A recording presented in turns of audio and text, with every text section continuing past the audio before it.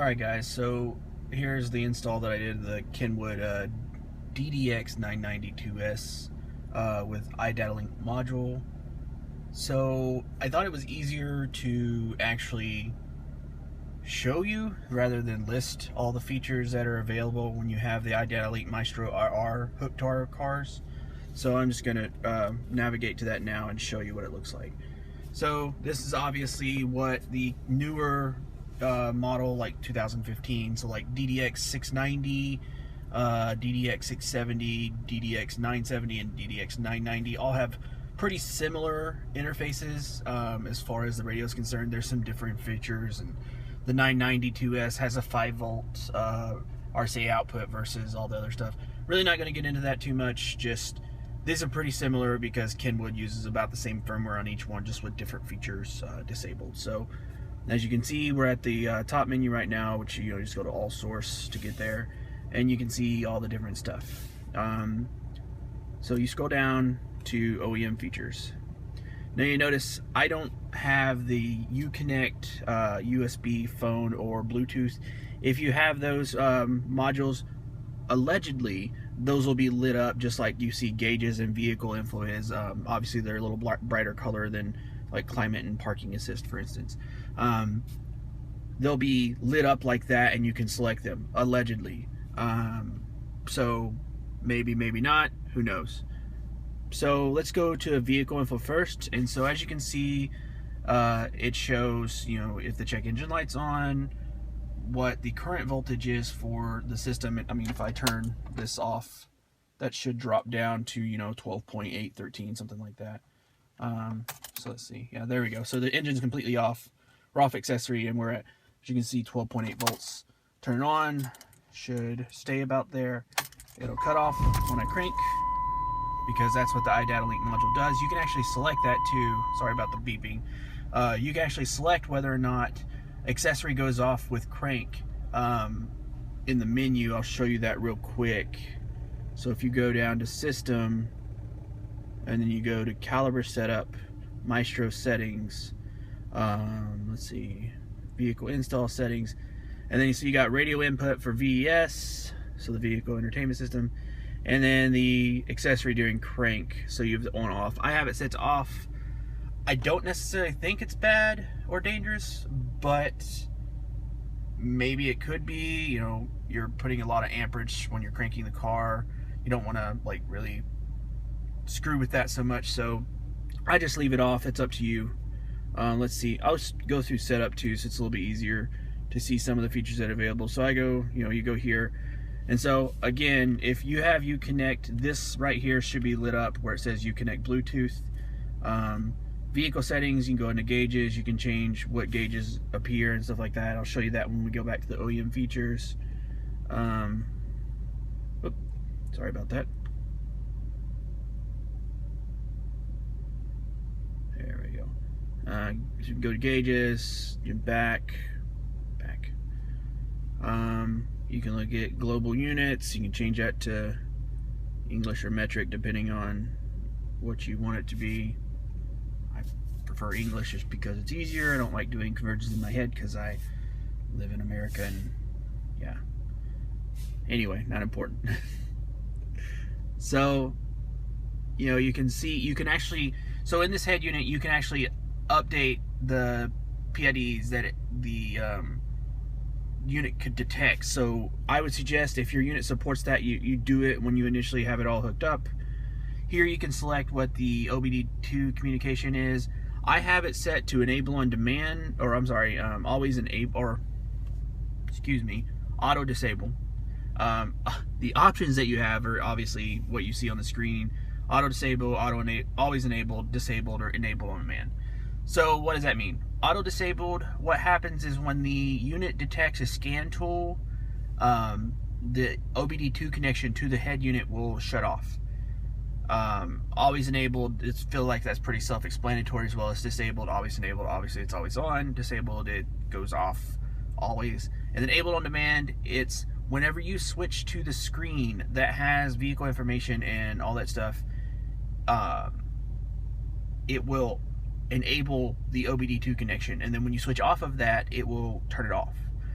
I have it set to auto disable. Now there's a caveat to this. I've read on some forums that there have been issues with it being on auto disabled or even enabled on demand when you hook a scan tool to it.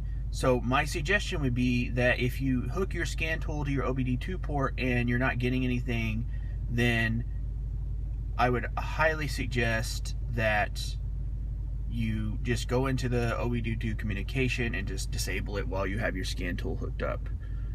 Some other stuff on here, you know, center gauge warning text. You can, you know, decide what that center gauge text is going to be, and then about gauges, and it tells you, you know, just the information. Yes, it's getting communications from, what that shows is it gets communications okay, the can's okay, scan tool's not detected. And then you actually can see the VIN number and the PIDs that are detected from your computer. So, I mean, obviously this is my VIN number. I don't really feel like you could do anything dangerous with that. And if you do, so what? My car's covered in insurance. Let's see. Coolest thing that you can do with the Maestro is you can actually change the factory amp gain. So like, just to show you, I'm going to play quietly, hopefully, some music. So I'm sure you can hear that it's a little quiet. I don't want it to overpower the phone. But go back into caliber settings and go to vehicle features, factory amp settings, and then I can go, I can change this. So it might be easier if it's a little louder. Yes, it's that time of year again. A time filled with Christmas trees, Santa Claus, and mall shopping. Hey, it's pick and pull. So as you can hear, it gets quieter, quieter, and then louder when you change the factory amp gain. So then amp retention, and basically what that does, I believe, is that it ensures that it retains that same setting. I'm not entirely sure. I haven't really played with that too much. A lot of these settings I just leave at default. So let's look. So that's pretty much vehicle info. You know, you can select, you know, tire alerts on, which I don't have tire sensors on mine, I don't believe. Malfunction alerts, and then door alert. So with that off, it just won't alert you that the doors are open when the car's in drive. It's on, then, I mean, along with the annoying ass beeping that you'll get from the caliber itself, you'll also get a warning on your head unit that says, hey, dumbass, you left the door open. Alright, in the Maestro settings, you can go in here. You can actually change the gain of the module itself so that it increases the amount of audio that's actually going to the speakers. I leave that at 0 because of the factory amp change. I mean, your wireless may vary. You can, you know, mess with that all you want. It's up to you. You can reset the module, and then you can go to vehicle install settings, which we did earlier. So that pretty much covers what you can do in the setup menu. Let's go back to, let's turn off the radio because no one gives a shit. So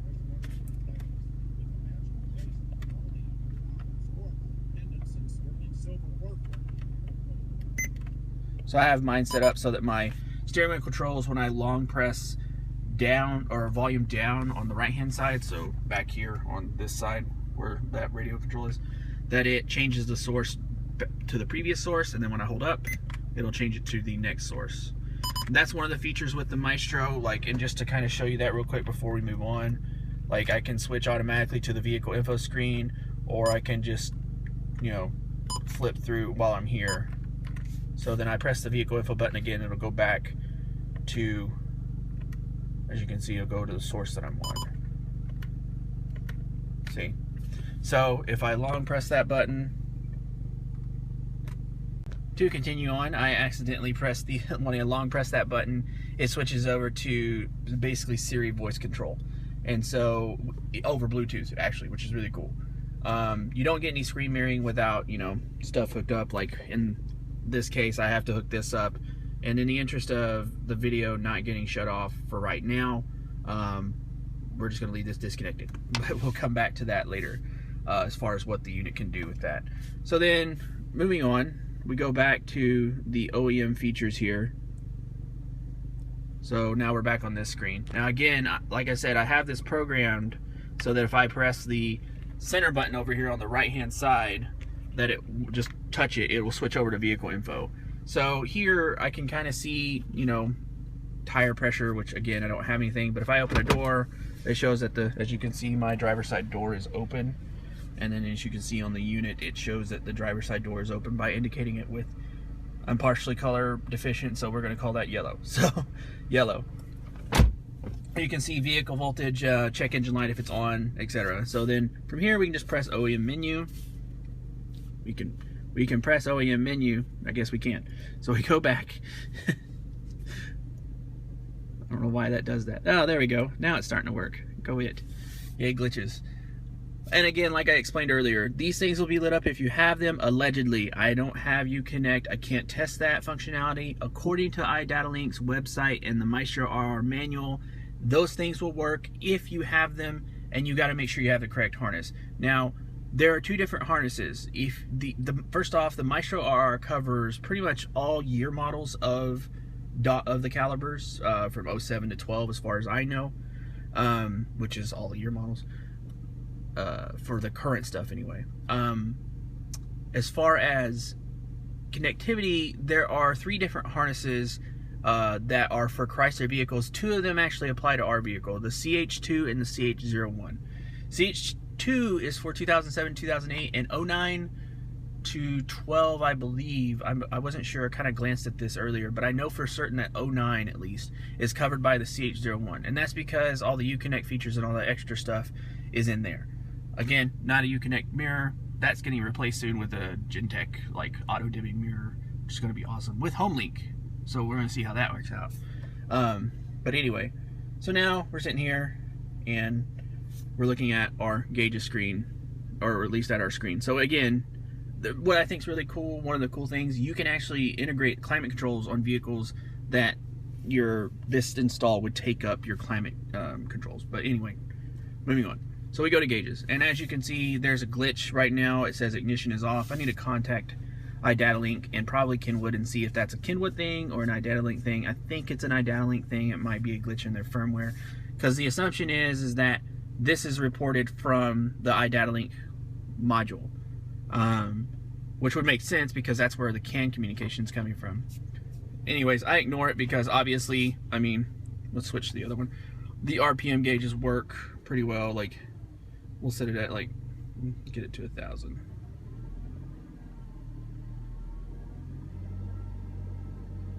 So as you can see, we're at about 1,400. You look at the dash readout, that is also at about 1,500. You can see engine, coolant, all the other stuff. As far as I have it set up right now, I'll get a little bit closer. So you can see coolant in the lower right hand corner, the engine load, RPM, acceleration, and miles per hour. I'm not sure how this acceleration is read. I assume that the CAN actually gives this information. It also may be just something that's calculated based upon your current speed and the known weight of the car that's reported. Who knows? I assume that this is probably reported by CAN, though. It's a fairly accurate. Yeah, anyway. If you tap a gauge, set like that, if you tap the gauge, it will actually get rid of the little indicator, and the indicator will be on here, as you can see with like the RPM gauge. You can see this little blue indicator goes up. If I tap it again, it'll come back up with the gauge. Personally, I like the other look. Ugh. So going back.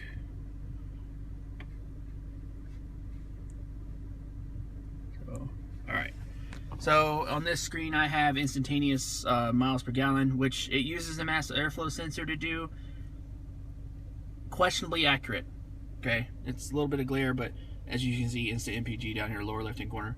It uses a mass airflow sensor. Now, whenever you hook this up to the Kenwood, it will say, hey, you know, mass airflow sensors aren't very accurate. That's true, they're not. So unless your car actually does like instantaneous MPG, which I don't think any of the calibers do by default, we're going to be using our mass airflow sensor to do that. So you know, whatever, who cares.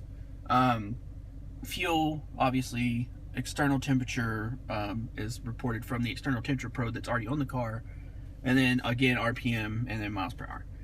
So that's great, but what can we do? So if we go back to here to the caliber setup once we get there. All right, we go vehicle feature settings, gauges. All right, so select gauges. So here we are. So back to the vehicle feature settings again, the caliber setup, and here system, too far. What now? Here. Caliber setup, and vehicle features, gauges. Select gauges. All right. So here, like, you have two presets, P1, P2, and then you can go through, and this will actually facilitate like showing everything. So if you see anything that's X'd, you can't do it. Obviously it's X'd and grayed out, but all the other stuff you can. So you can only do one of those things. Like, so for instance, I can only have one vehicle speed gauge. You can't have two. If you notice, like here on this unit, it shows that there's a 1 there that shows which gauge it's on. So center's 1. Let's see, 2 is top left, 3 is top right, 4 is bottom left gauge, and 5 is bottom right gauge. Your mileage may vary on that as far as what they are for your vehicle, or for your head unit rather, so keep that in mind. So we go through here and we can see vehicle speed, let's see, vehicle speed, timing advance, throttle plate position, mass airflow, intake manifold air pressure, intake air temp, exhaust gas temp, engine load, engine coolant temp, distance to empty, vacuum or boost if you have a turbo booster, battery voltage, average fuel economy, and acceleration. And those pretty much covers everything that you can see. Now if you notice, like I said, you can't have two of one gauge. So like RPM here is set to the second gauge and I can't see that again. So that's pretty much it. You can select max, like what's your max, like say for vehicle speed, like you can select what the max vehicle speed is. So like for this one, it's 120 miles per hour. You can set the minimum is obviously 0. You can select what the peak is, so what it's gonna, when will the gauge stop, and then what units it's in. So like here, I can select units, English, or metric. So any gauge that has like a top or bottom max, like it'll set that. Like for instance, this one, like first off, this needs to be set because this is not 10,000 RPMs. Like we're gonna go with 9. Actually, probably about 8,500 is what the max is. But so we'll set that, and then we just hit back. And so, like, I'll show you like changing a gauge real quick. So, like, say for instance on the P1 preset, I think is what I'm on. Okay, yeah. I want to change my top left gauge. What was RPM is now mass airflow. So then it's going to ask you, like, if there's any additional things that need to happen, like you need to set the engine displacement. Obviously, I have a 2.0 liter 4-cylinder, so we'll set done, and we'll go back to that, and there we go. Now I have the mass airflow sensor, and it's showing, you know, pounds per meter, or pounds per minute, as it were. I think that's what that is. Yeah, whatever, not important. And so, yeah, so there you go. So we'll go back. Just kind of a pain in the ass. That's one thing about this Kenwood head unit that I'm not a big friend, like really fond of, so to speak, is I don't like having to basically mess around with getting back and forth between, like, I gotta go to this screen to set up this, gotta go to this screen to set up that, and I go all the way back to where I was just to get anything. So boop, boop, boop, boop. All right, and there we go, we're back on RPM. And so there you go. That's pretty much what the features that are retained as far as OBD2 and what it retains from the vehicle as far as what it can mess with. I think being able to screw with the amps is huge because, let's be honest, there's no way to really control the amps without getting down there and actually seeing if there is any way. I've looked at them.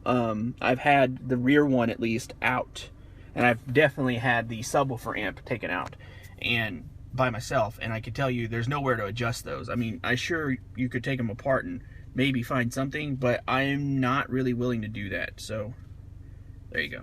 So that's it. I'll see if I can plug in my phone and show you CarPlay real quick, and show you how the steering wheel controls integrate, but we'll see if that's going to cut this off or not. And so it does not, and then there you go. You see the iDatalink harness is far and wide better, like as far as retention of factory features and everything else, plus adding additional features for our calibers. Like if you really are kind of like a lot of you guys I've noticed have like racing and stuff like that, and you've got your gauges coming off of, you know, I hate this thing. I found an 09 nav bezel that I'm going to replace this with, because obviously this is kind of crap. But anyway, a lot of you guys have like to soup up your calibers and stuff like that. So if you have a head unit that supports CAN communication, then you can have those gauges without having to add extra gauges somewhere else, if that's important to you. I know if I were doing a tuner car type thing, then I would definitely have a head unit that does gauges and have it running off the CAN, because to be honest with you, that's going to be your most accurate source of information, aside from having like a direct connection into the sensor array with that particular like module, like your RPM and stuff like that.